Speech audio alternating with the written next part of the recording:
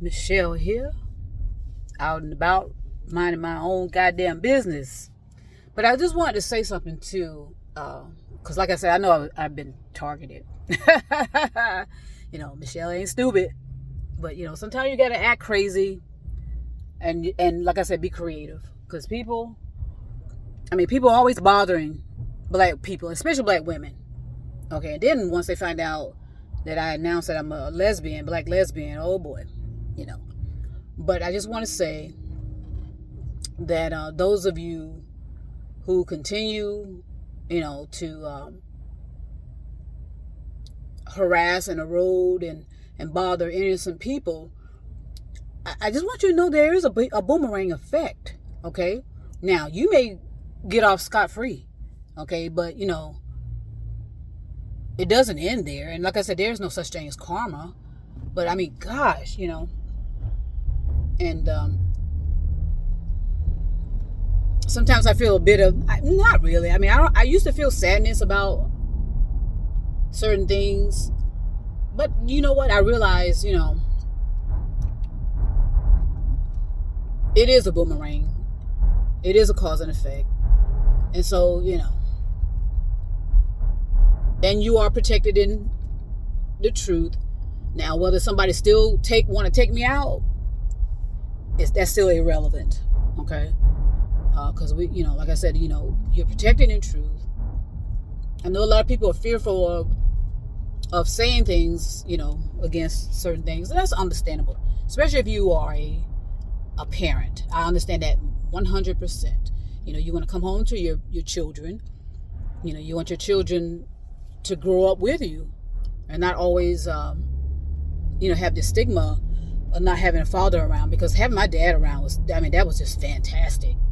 Even though my mom was fantastic too, but just having him around and watching how he conduct himself and his behavior, because he was like 6'2", like 200 and something pounds.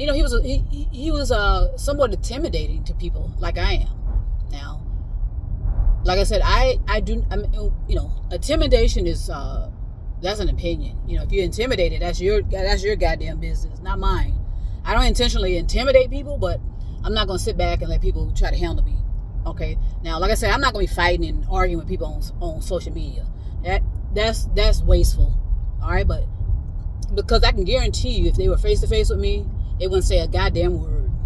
You know what I mean? So, and I know that, and mostly men. They child, please. I handle those. I handle people very well. And I remember I used to be on the when I was on the road as a first responder. Okay, I always had problems with men. Okay, the white men always threatened to go to the city council or go to the mayor, and I used to welcome them to do so. Have at it. Okay, the black males, we would just go at it. It's a cultural thing. We just arguing, going back and forth. But when they realized I wasn't gonna back down, a lot of them, before I retired, did apologize to me. I don't know if I ever said that, but I said that to somebody. I don't fucking know. But they did come back and apologize, and because they said they understood my intention. My intention was to protect those elderly women that want to stay in their communities, that they paid their mortgages off, and they want to stay in their house that they purchased and work hard for. And these were professional elderly women, professional elderly black women. Okay, they wanted to stay in their house, that they, they had the blood, sweat, and tears invested in this house. These were professionals. Either teachers, nurses, that caliber of profession, and they want to stay in their community. They bought these houses, and this was the same thing about my parents. My dad, he paid off the house very, very early. He hid his warranty deed. Hint, hint. Have mercy.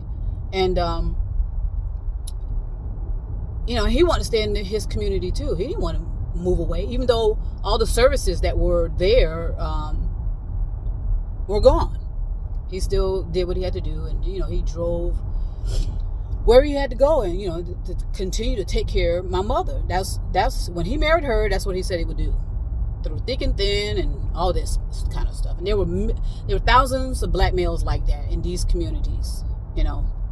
So it's just unfortunate, because the fact that things are as they are is, like I said, cause and effect, and more so ignorance. People just were ignorant and being so discriminatory and profiling about black Americans, number one, and some of the things that black Americans would do, because I remember one time this one so-called professional white man, he said they used to always joke about why anytime something was happening in the neighborhood, they all would get on the porch. He used to call them porch monkeys. So I'm going to talk more about that later. Well, I mean, but there was a reason why they would come on the porch, because they was watching what they were doing, trying to figure out why they're in their community. So they had porches because they were paying attention to their community. But now no houses that are built these days have porches. Front porches is what I mean.